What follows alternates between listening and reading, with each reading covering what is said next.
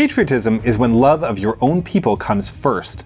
Nationalism when hate for people other than your own comes first. Well, this is a quote attributed to a Frenchman, Charles de Gaulle. It becomes quite interesting to consider this in the context of the Soviet Union. The USSR was a multi-ethnic country, some would say empire, that had to balance a diverse multitude of ethnicities within a changing framework of what it meant to be Soviet. I'm your host David, and today we are going to talk about the Soviet Union and its relationship to nationalism. This is the Cold War.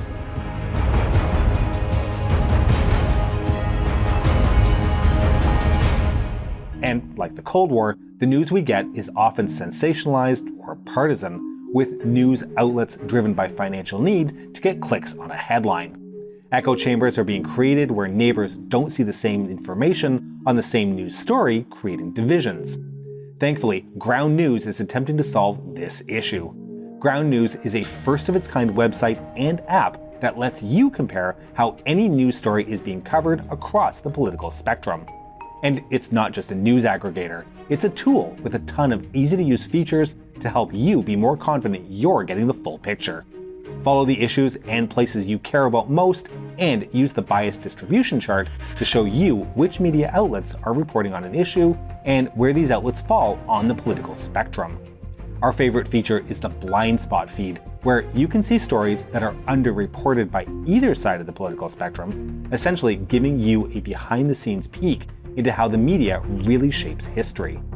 If you're looking to escape the endless partisan media cycle, then check out Ground News by visiting ground.news/Cold War, or click the link in the description to download the free app.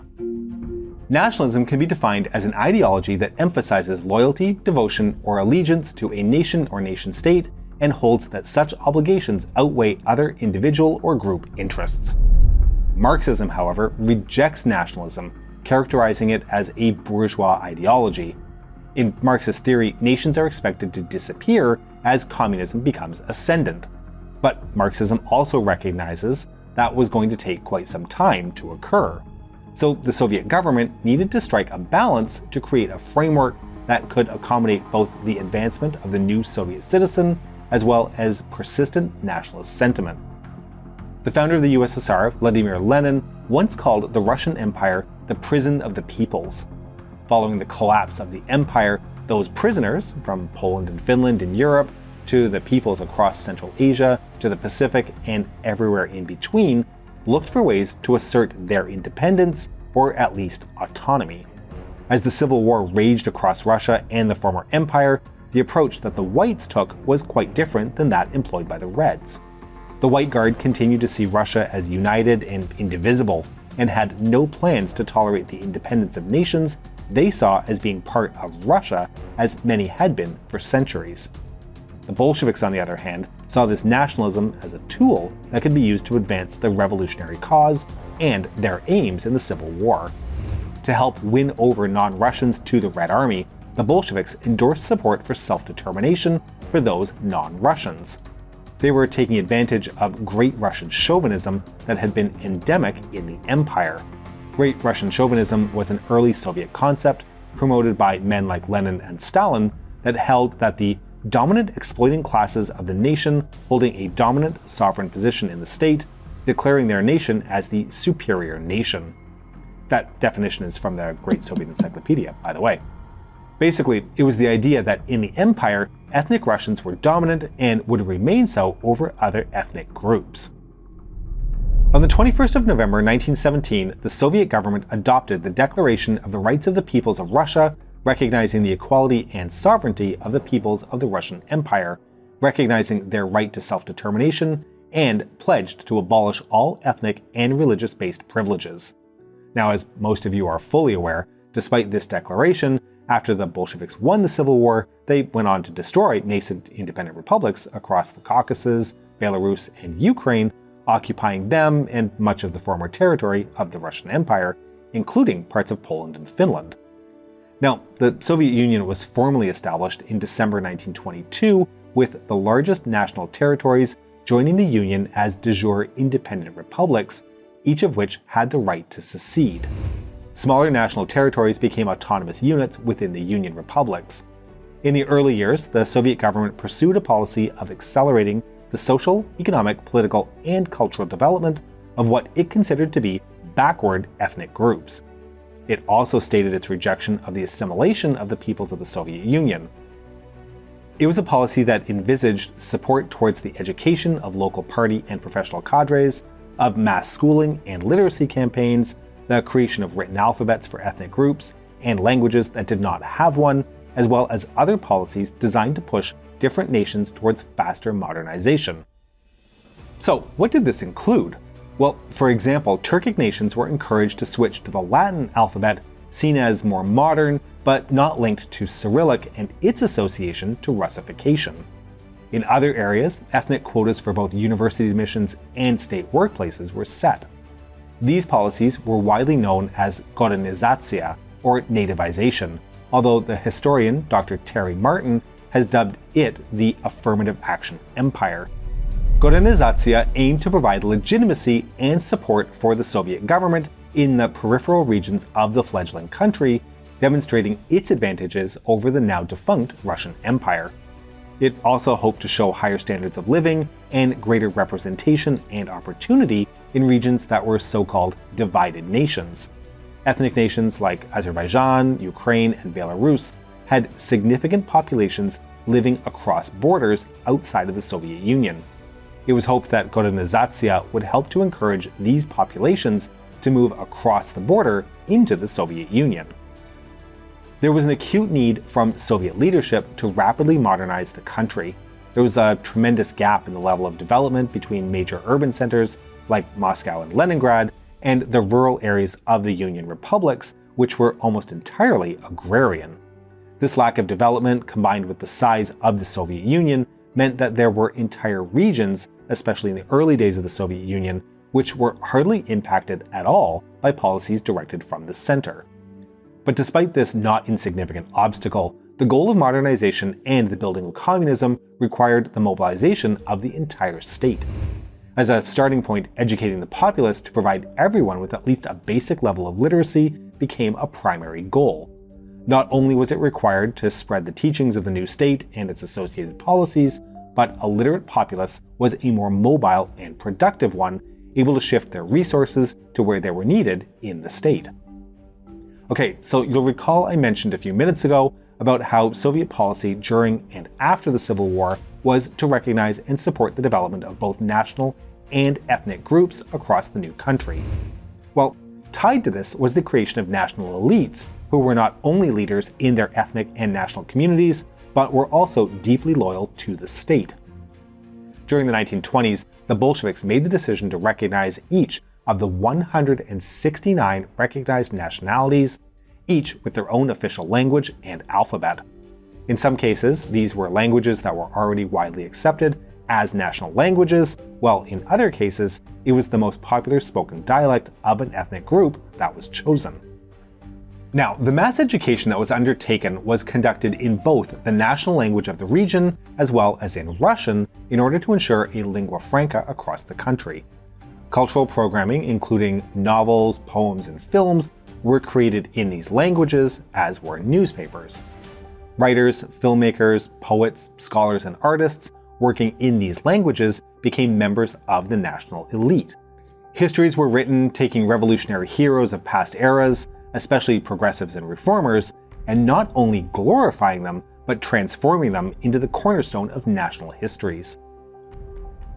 In the words of historian Dr. Ronald Suney, the modern mythmakers were no longer the priests and scribes of the old Demotic ethne.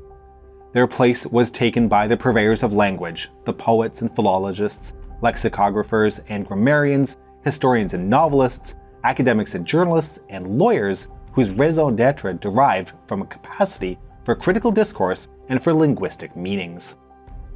So, Modernizacija was the active government policy in the 1920s and into the 1930s, but then things began to change. As Stalin tightened his centralized control over the Soviet Union, it meant a shift in strategy. As the purges began, Modernizacija, although still officially law, began to be ignored. At the same time, non-Russian leaders across the republics were targeted on the grounds of repressing Russians and other minorities. This turn towards Russification was meant to ensure the loyalty of the Russian people in the government's industrialization and collectivization campaigns. The concept of Great Russia began to appear under the slogan Brotherhood of the People, with Russia playing the role of the big brother in the Soviet family of nations. 1937 saw Pravda, the newspaper of the Communist Party, published the following: Russian culture enshrines the culture of other people. The Russian language has become the language of world revolution. Lenin wrote in Russian. Stalin writes in Russian. Russian culture has become international, for it is the most advanced, the most human. So much for equality of all peoples, as had been decreed in 1917. Russian became a mandatory subject in non-Russian schools. The Soviet anthem exclusively mentioned Russia. Dr. Martin notes that, quote, Russians became the first among equals.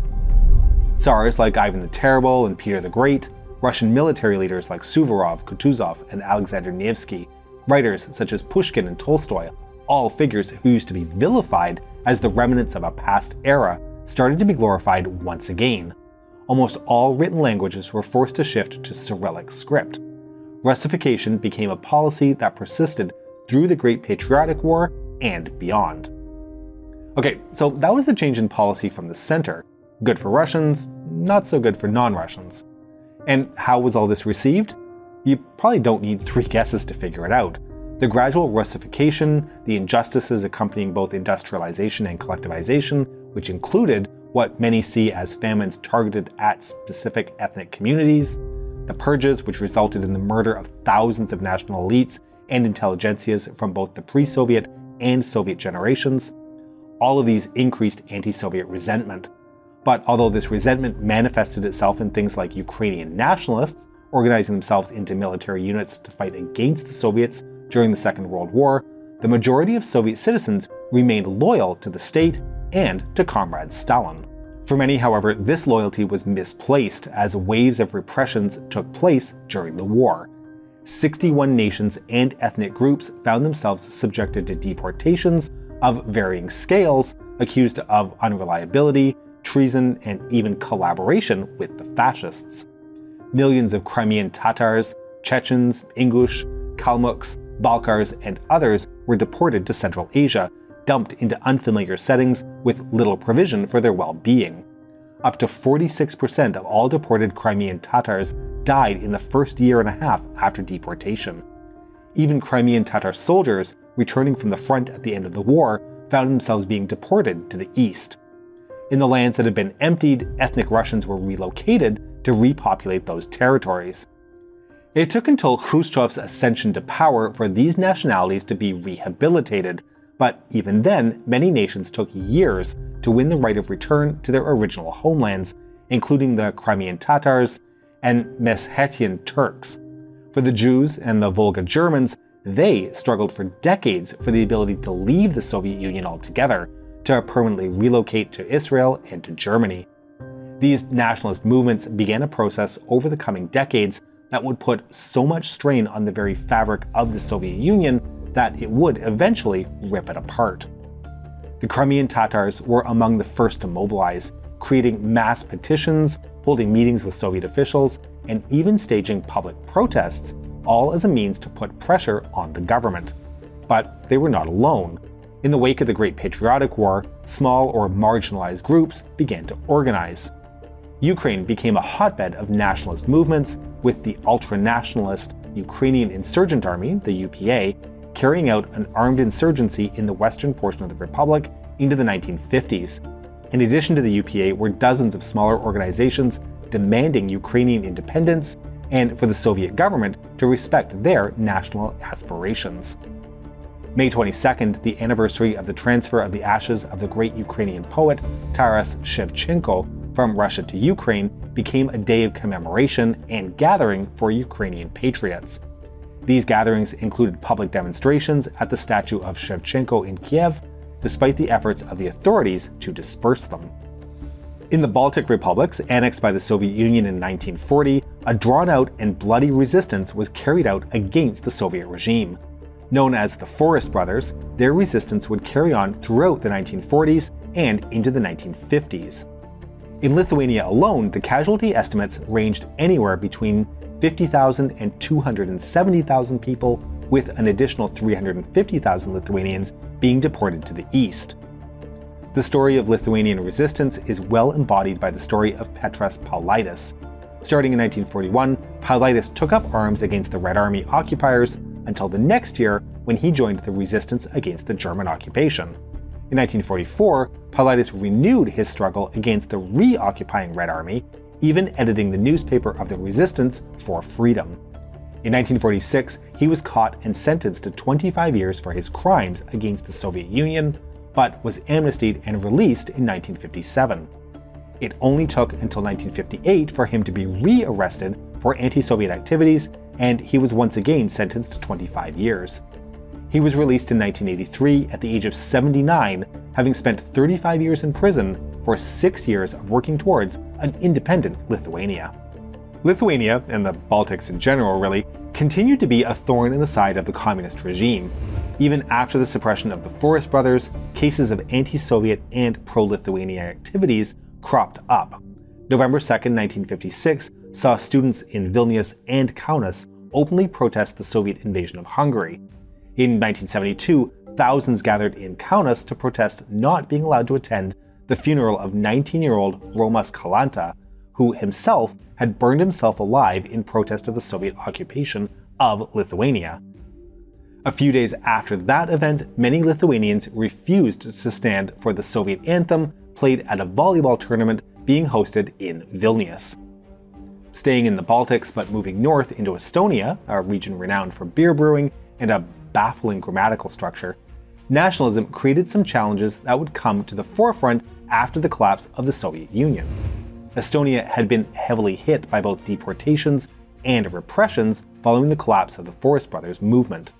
Many Estonians chose to emigrate, actually causing a net population loss between 1956 and 1982. But this shrinking population was resolved by relocating ethnic Russians into the major cities of the Republic. By 1979, ethnic Estonians made up only 64.7% of the population, with ethnic Russians composing much of the rest. How to manage this large minority has been a quandary since Estonian independence. Other regions and republics saw similar nationalist-driven protests at various times. Protests in Yerevan demanded Soviet recognition of the Armenian genocide. Attempts by Moscow to modify the official status of Georgian as the republic's official language were met with hundreds of thousands of Georgians taking to the streets to object. Between 1956 and 1982, over 8,000 people were arrested for anti-Soviet activity, almost all of it driven by nationalist objectives. But none of them were successful. It wasn't until the reforms introduced in the 1980s under Perestroika that would allow brewing nationalist sentiments to blossom and then explode in the Soviet Union. But we'll come back to that. Now, the period of the thaw, Khrushchev's Destalinization, saw an end to the blanket persecutions of ethnic minorities. Many of the deported nations were rehabilitated and allowed to return to their homes. Even the compulsory learning of Russian was revoked. We will point out that Khrushchev did oversee the last major labor migration of ethnic Russians to the Union republics in the Virgin Lands campaign, but we'll also point out that it was driven not by ethnic values, but in an attempt to increase food production. The period of the thaw also saw a return of the strategies employed in the 1920s. The promotion of the various cultures of the various nations, and the provision for better opportunities for minorities. The upward social mobility of local cadres was encouraged. This manifested itself in an unwritten rule where a member of the local cadre would be appointed first secretary of the Communist Party, with an ethnic Russian appointed as second secretary. Even the Politburo saw more members joining from the peripheries. But, and here is the but, while this was going on, there was also a slow form of Russification occurring under the surface. While education was available in local languages, knowledge of Russian was considered essential for any meaningful professional success. Knowing this, parents sent their children to Russian language schools.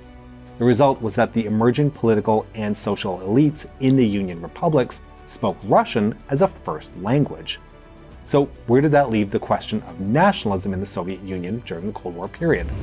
Well, clearly nationalist sentiments were always present and often heavily linked to anti-Soviet and anti-Russian sentiments. But any meaningful attempts at pro-independence movements at the time were quickly thwarted by the government. The Soviet state was still too strong, and the people not unhappy enough to risk overt political action. After all, living standards continued to rise, and the system continued to work for those who played by its rules. In 1972, Leonid Brezhnev even declared that, quote, "The national question, as we inherited it from the past, has been fully, definitely, and irreversibly resolved," end quote. But by the late 1980s, as the system failed more and more often, pro-independence and patriotic feelings began to gain momentum and grow in strength and prominence. Soviet policy had inadvertently planted the seeds of their own destruction. By allowing the development of national identities, they paved the way for ideas of independence and freedom once the various nations no longer gained benefit from the imperial center. To return to Dr. Ronald Suney, quote, "When empires, which justified their rule as agents of modernity and modernization, as instruments of development and progress, achieved their stated task too well, supplied their subordinated populations with a language of aspiration and resistance, and indeed created subjects who no longer required empire in the way the colonizers claimed." These growing national movements would grow in prominence and strength throughout the 1980s, eventually causing enough strain on the rotten structure of the Soviet Union to cause its collapse. But more on all of this in later episodes. We hope you've enjoyed today's episode, and to make sure you don't miss all of our future episodes, please make sure you're subscribed to our channel and have granted the bell button independent rights, only to then take them away and then have them restored at a later time. But by then, too much anger and resentment is built up, and the bell button really doesn't want anything to do with you anymore. Press the bell button anyway. I'd like to take this opportunity to thank all of our patrons, since without your help, none of this would be possible week after week. If you aren't a patron, please consider supporting us at www.patreon.com/thecoldwar or through YouTube membership. We can be reached via email at thecoldwarchannel@gmail.com, and we're active on Facebook and Instagram at The Cold War TV. This is The Cold War Channel, and as we think about the Cold War, I will leave you with the words of JFK. In the final analysis, our most basic common link is that we all inhabit this small planet. We all breathe the same air, we all cherish our children's future, and we are all mortal.